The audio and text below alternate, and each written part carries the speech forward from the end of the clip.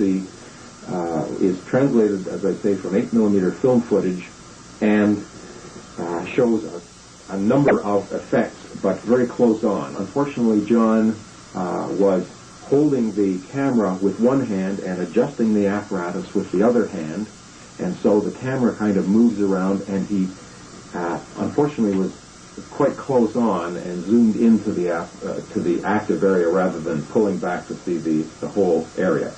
In a later clip that I did, you'll see the general setup where these effects took place. In fact, they took place on a board, a plywood board, that was supported between two lathes, metal cutting lathes that were fairly close together in the laboratory.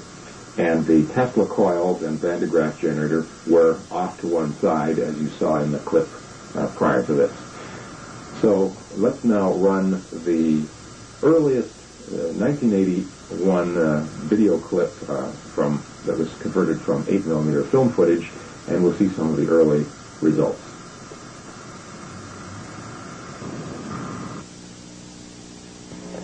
To find the active area, John uses small, either bits of foam or small coins, and when they flip up, he knows that he's got the active area. In the next sequence, we see a flat file which breaks apart and is forced apart, I believe, by magnetic forces, as both ends are magnetized in the same polarity, for instance, north to north. In this sequence, we see water in a coffee cup, which appears to be swirling, although it's not. If you can take a look at the surface of the water, there is a slight film of dust on it, and it is not swirling around, although the water appears to be rippling as if it's swirling. This is a shot that John was taking with one hand and on the telephoto setting.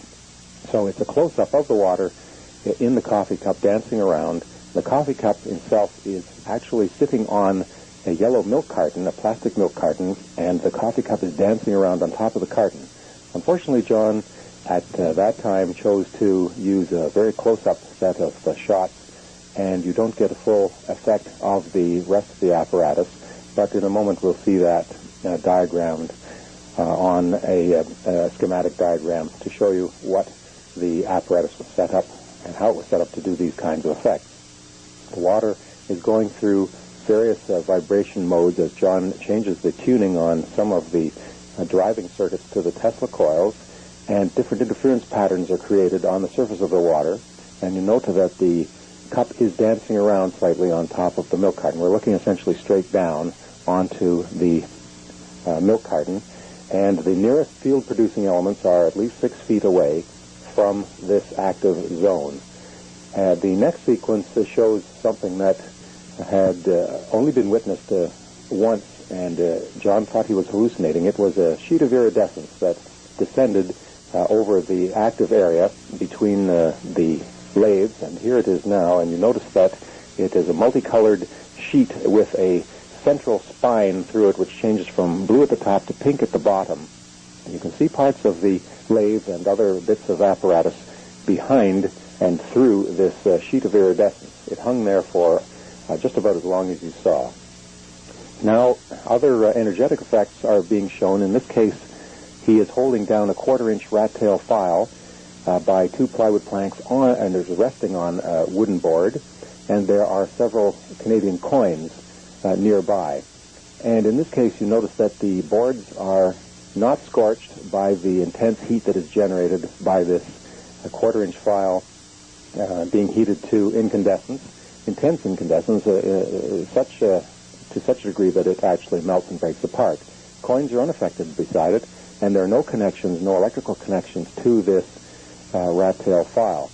And as well, you notice the boards are not being scorched. On occasion, however, it does have spontaneous combustion occurring in boards and in other objects, including concrete. The next sequence will show some of the attempted levitations and the levitation of rather massive objects. In this case, a plywood plank which gets up on its end but doesn't quite take off. And here it is up on its end and wobbling very slowly. Now John is attempting to control the field and doesn't quite get it up. In this case, a film box that was storing the Super 8 film that was being used does levitate and flips around in and out of the field. You'll see more examples of this in later footage from the 1988-1989 period. He was trying to get the socket tool to go, but here he has a close-up of the film box, and now a camping spoon held down by a spool of wire is effectively plasticized and wobbles up and down in the field. This small D-shaped cross-section piece of steel weighs about a quarter to half a pound, and it is trying to take off. In fact, the board underneath it is trying to take off. The board is being held down at its back end by slipping it underneath the lip of the lathe, which is out of the picture, covered by a piece of drop cloth so as not to confuse the picture. Here's a composite piece of material, including a number of elements, steel and wood, and here's another one that is not at the correct geometry to take off. All it does is sit on its head and wobble back and forth. John loved these close-up shots, and unfortunately you don't get a large-scale view of the whole active area, but there goes that D-shaped piece once it's sitting in the proper orientation. Notice that these things twist with a left-handed twist as they take off. Here's that D-shaped piece in the wrong orientation. It's not taking off. And the wedge-shaped piece we'll see a little later. Notice it takes off with a distinctive left-handed twist with the thumb, imagining your thumb in the direction of travel.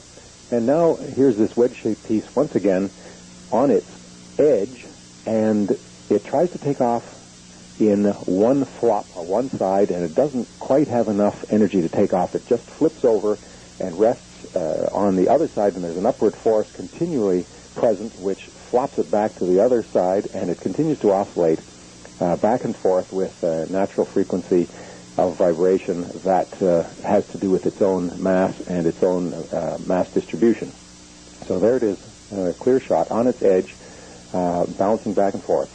Remember that there are no field coils or magnets or anything below or above or anywhere closer than 6 feet laterally away from this active area.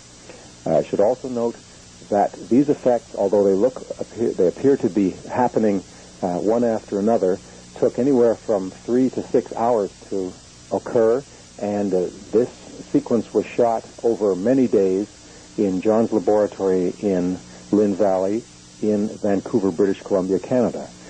Here is another shot of that wedge-shaped piece of steel wobbling back and forth. Here are two objects in the field, only one of which will take off. It is the small D-shaped piece of steel.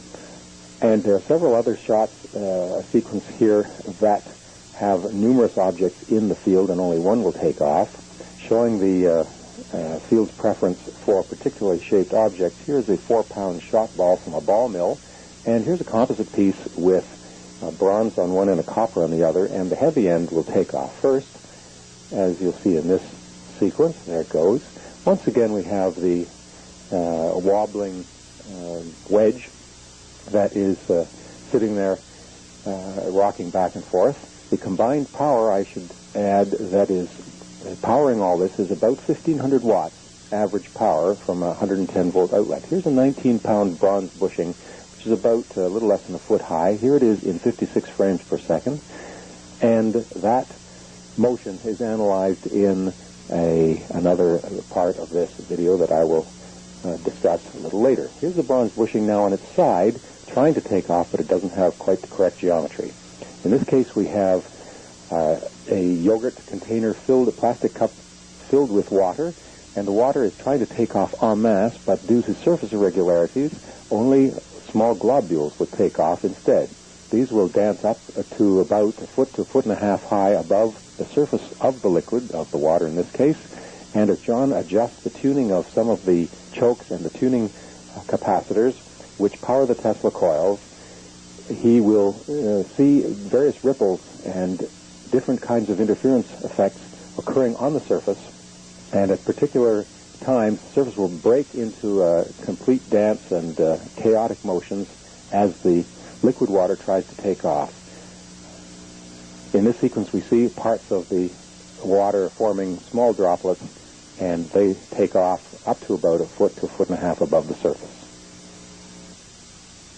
Video clip that you just saw was produced by the Hutchison apparatus in the form that you see approximately on the board here. And these samples show the incredible power that is inherent in the Hutchison effect in terms of breaking apart solid pieces of material, including aluminum, metal, steel, and melting quartz, such as that. The samples that are on the table here generally came from that time period and demonstrate that there's a wide variety of destructive phenomenology associated with the Hutchison effect. This piece here is the same D-shaped piece that lifted off on the video clips that you just saw a moment ago. It weighs about 1/3 to 1/2 pound, and it's a solid steel piece. These pieces are aluminum. You see on the graph paper, here's a scale or a ruler to give you an idea of scale. This piece defoliated, you might say, perhaps along the grain boundaries. It was an extruded piece, and it just delaminated over a period of several minutes. You can see that the surface has undergone a great structural change. It has delaminated and separated in sheets. Some of these sheets were cut off for X-ray fluorescence analyses and for examination by electron microscope. Here's a aluminum piece with some wood that was embedded in it that twisted up while John was watching. Here are other aluminum pieces which blasted themselves apart into all sorts of little fibers at the end and suffered incredible damage and contortions in the process. All sorts of little fibers are produced in here, and this is no doubt a bulk phenomena. It's not a surface phenomenon. Whatever effect is occurring here occurs right through the bulk of the material. It's about 3 inches long, 1.5 inch diameter, and beside it is a copper tube. As it was found after about 5 minutes of adjusting of the device.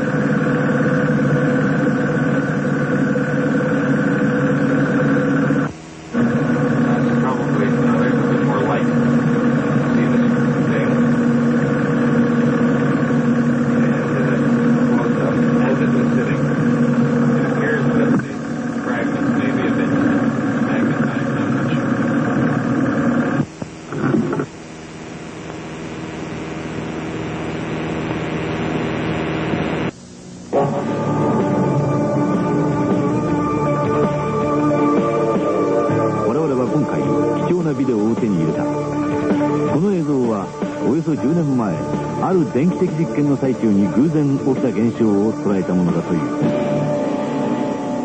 カナダのバンクーバーに住むジョン・ハチソンという研究者が、特殊な電気装置を使いまして物体が、宙に浮き上がったりですね、金属がバラバラになったり、あるいはスプーンがですねまるでもう念力をかけたように折れ曲がったり、そういった現象が、起きたということを聞いています。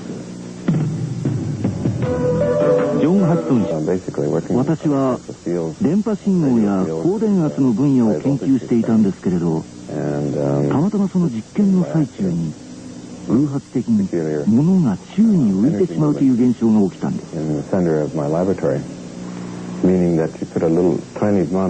の装置そのものは高重力、つまり重力に逆らうパワーを作り出すという実験装置です。anti-gravitational effects. アメリカの軍だとか政府が来て、研究資料を持ち去られたとか研究を邪魔されたというふうに聞いたんですが、そういう事実はありますか？ Yes, actually I've been harassed by the カナ government ダ政府 for に12年間妨害され続けています。彼は